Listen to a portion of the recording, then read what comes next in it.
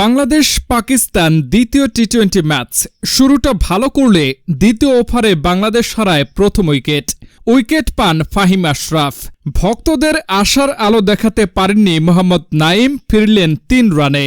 পারভেজ ইমনকে সঙ্গ দিতে আসেন ক্যাপ্টেন লিটন কুমার দাস। তবে ক্যাপ্টেন লিটন কুমার দাস ভালো জুটি করতে পারেননি।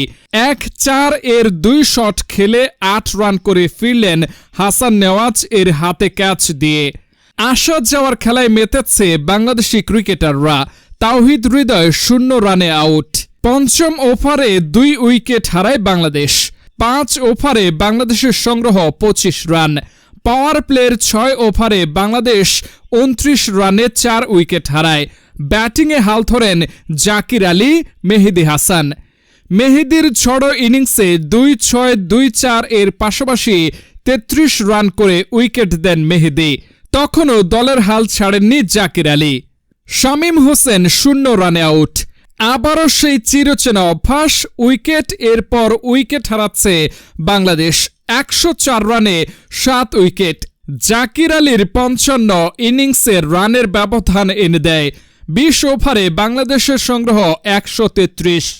দ্বিতীয় ইনিংসে ব্যাটিং করতে নেমে পাকিস্তানের শিবিরে মেহেদী হাসানের হানা প্রথম উইকেটের পতন।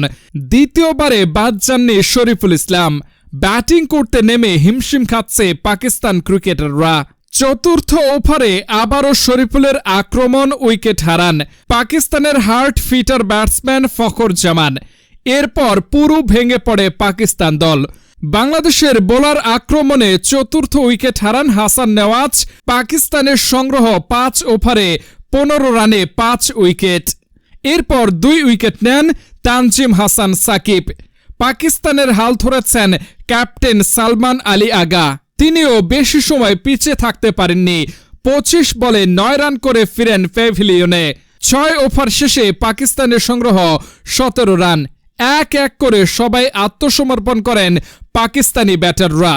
বাংলাদেশের দ্বিতীয় জয়, অপেক্ষা হোয়াইট ওয়াশের।